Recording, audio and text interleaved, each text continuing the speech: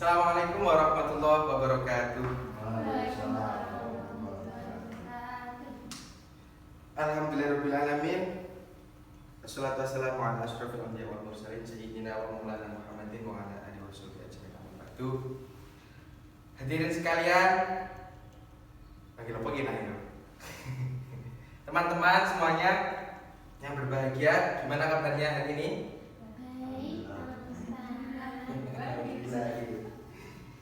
Nah, pertemuan yang lalu, ya sebelum kita memasuki pelajaran, mari kita buka pertemuan hari ini dengan suratul Fatihah. Semoga di pertemuan pelajaran kali ini dapat ilmu yang bermanfaat. Alladzina wa'alakum min sholiha al-Fatihah. Bismillahirrahmanirrahim.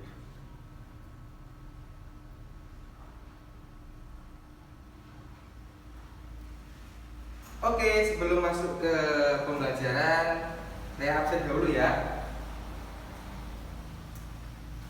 Saudara Aga, Saudara Robi, Saudara Iva, Saudara Rima. Alhamdulillah. Gak ada yang izin ya. Oke. Untuk pertemuan yang lalu, yaitu kita membahas tentang ijtihad. Ada yang masih ingat materi ijtihad? Apa ya? Oke, ijtihad adalah sebuah usaha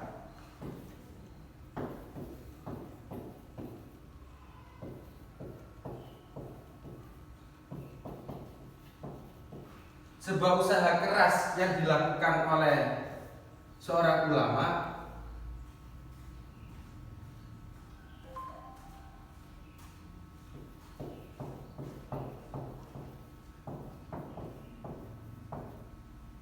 dalam menggali sebuah hukum.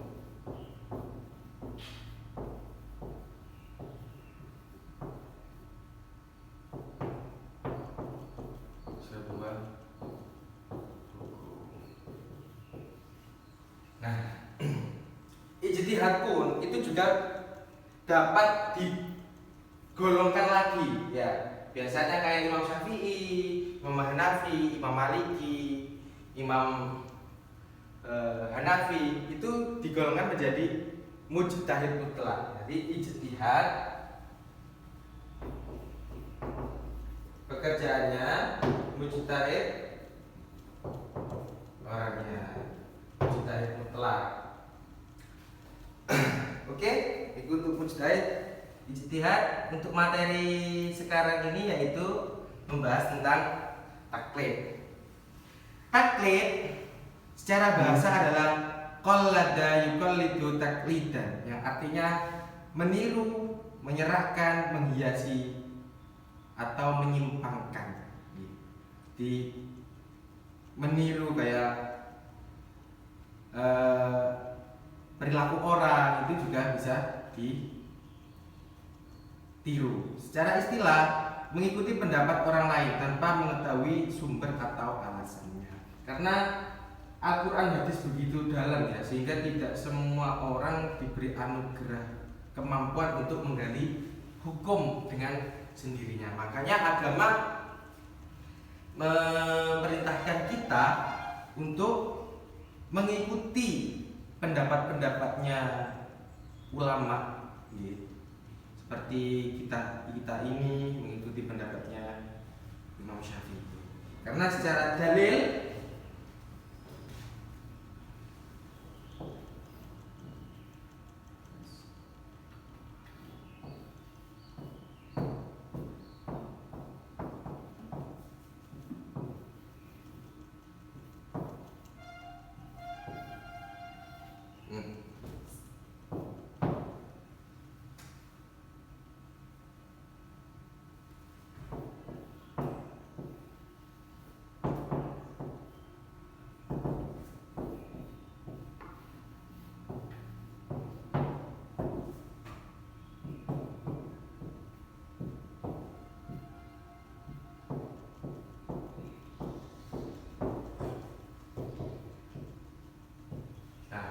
sendiri pun juga memerintahkan kepada kita semua bahwa ketika kita tidak mengetahui tentang sebuah ilmu atau apapun itu, maka kita disuruh untuk bertanya kepada orang yang lebih tahu.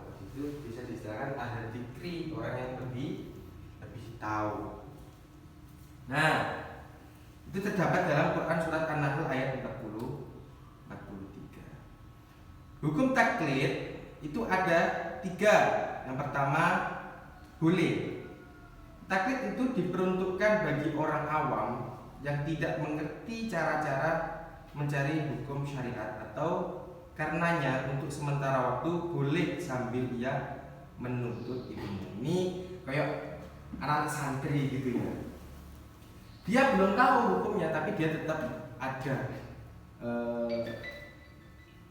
usaha untuk mencari tahu dalil-dalil yang dipakai landasan oleh para imam atau para mujtahid. Yang kedua, wajib apabila orang yang ditaklidi memperdulikan Al-Quran dan hadis secara mutawatir atau ahad. Demikian pula haram bertaklid kepada orang yang tidak jelas kemampuannya untuk berijtihad. Kita wajib karena sudah terbukti secara sejarah bahwa ada 4 mazhab yang besar ya, mazhab secara fikih, mazhab Hanafi, Maliki, Syafi'i, Hambali. Karena mereka semua ini sangat memperdulikan ayat Quran dan hadis-hadis yang mutawatir dan ahad, sehingga fatwa-fatwanya sudah terbukti secara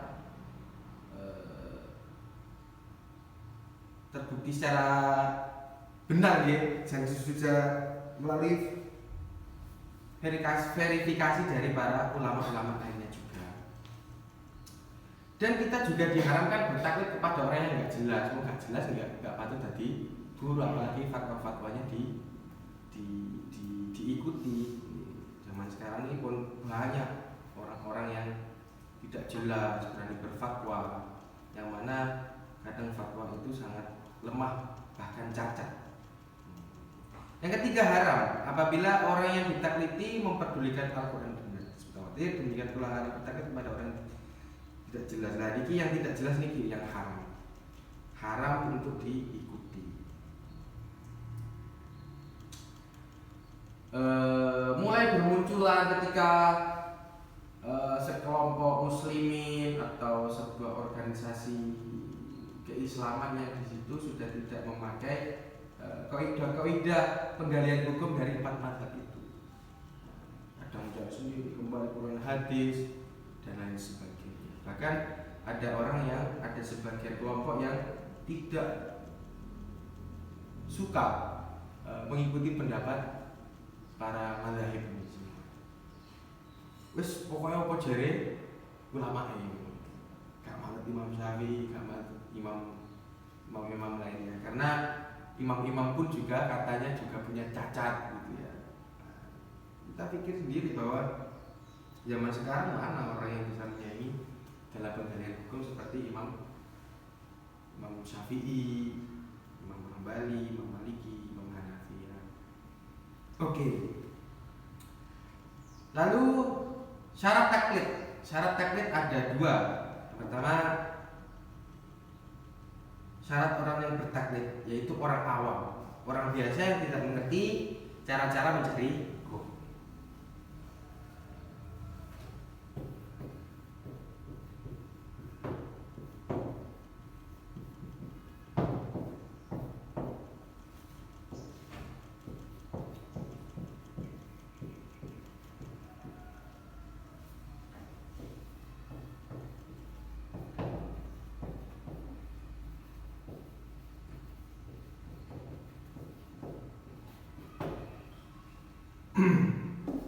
Yang tidak mengetahui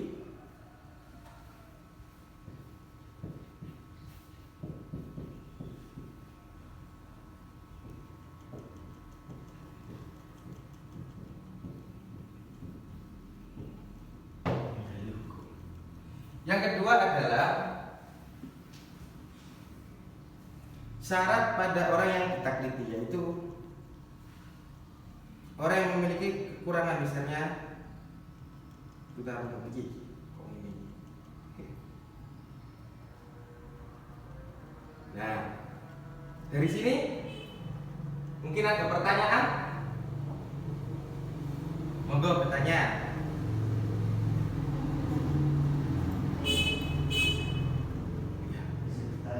Ye.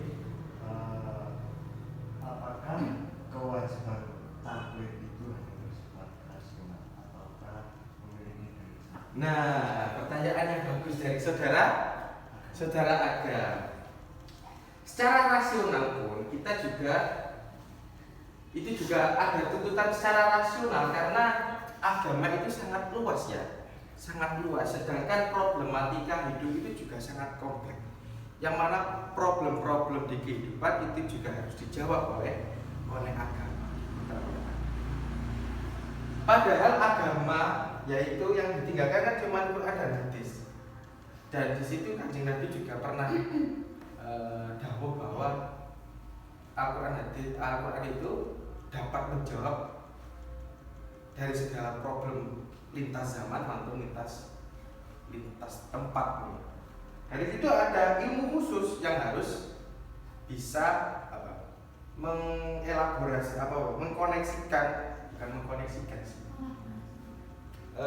mencari landasan hukumnya melalui Quran dan hadis. Perangkat-perangkat ilmunya juga banyak. Sedangkan tidak semua orang mempunyai kesempatan dan mempunyai nikmat yang sama gitu. Kadang ada orang yang punya cepat pinter, nek wong sing isone dagang. Kan tidak ada waktu, bahkan tidak punya peluang untuk menggali ilmu-ilmu itu semua. Sehingga kadang diserahkan oleh orang yang lebih pintar, lebih cerdas, diberi anugerah akal yang mumpuni dalam menjawab problem-problem kehidupan. Jadi secara analogi logika juga matuk untuk mengikuti, apalagi melalui dalil Al-Quran fasalu an dzikri in kuntum la ta'lamun. Tanyalah kamu kepada orang yang lebih pintar ketika kamu tidak tahu.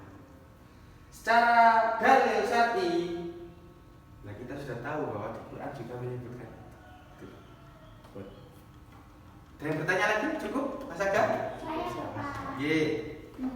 Nah, saya mau bertanya ya, bagaimana hukumnya bila taklid itu lebih dari dua pendapat? Pertanyaan yang bagus dari saudara Iva.